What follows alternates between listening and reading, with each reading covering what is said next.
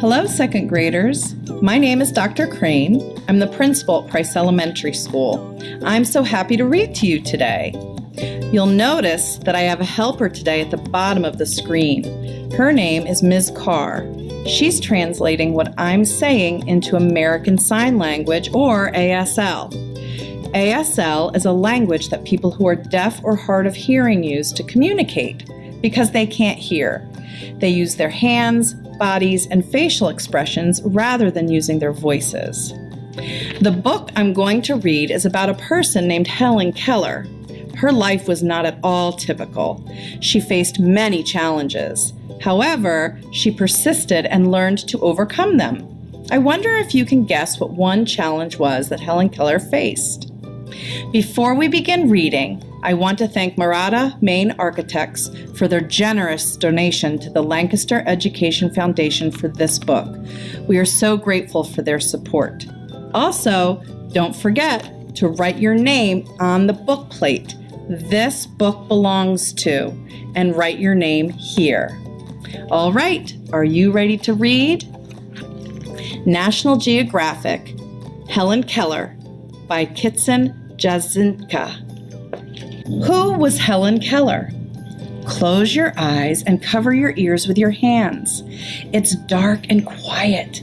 Can you imagine living in such a world? Helen Keller lived like that. She was blind and deaf, but she didn't let that stop her from learning as much as she could. She used what she learned to help other blind or deaf people have better lives. Did you know that Helen Keller is featured on the Alabama State Quarter? In Keller's time, disabled people were often ignored or sent to live away from their families. Keller worked to change how others thought about disabled people. She wrote articles and books. She traveled the world and spoke out. She inspired disabled people with her courage. She helped change unfair treatment for other people too. Keller was born on June 27th, 1880. She lived with her family in Tuscumbia, Alabama, United States of America. When she was about a year and a half old, she got sick with a high fever. Soon she felt better, but she didn't blink when the sun shone in her face. She couldn't hear the dinner bell ring.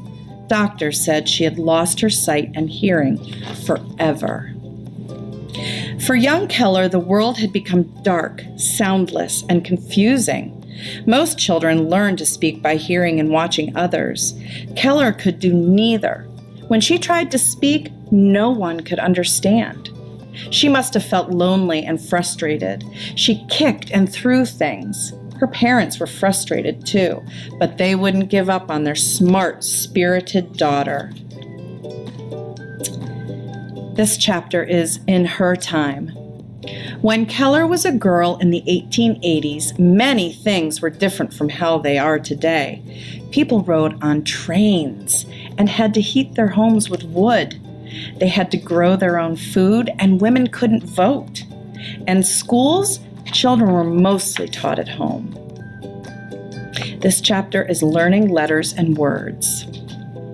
A few years later, Keller's mother read about a school for blind and deaf children. There, students learned how to fingerspell words in a person's hand. She wondered if her little girl could learn too. Keller and her parents visited Alexander Graham Bell in Washington, D.C. He was well known for teaching deaf children. Bell helped the Kellers find a teacher for their daughter. That teacher was Annie Sullivan. She arrived when Keller was 6 years old. Sullivan fingerspelled words into her student's hand, but Keller didn't understand. One day, Sullivan fingerspelled water, W-A-T-E-R. At the same time, she pumped water onto Keller's other hand. Suddenly, Keller understood that the liquid she felt had a name and that Sullivan was spelling it. She danced for joy. She learned 30 more words before bedtime. Keller couldn't wait to learn more. Within a year, she knew more than 900 words. She mastered Braille and typing by age 10.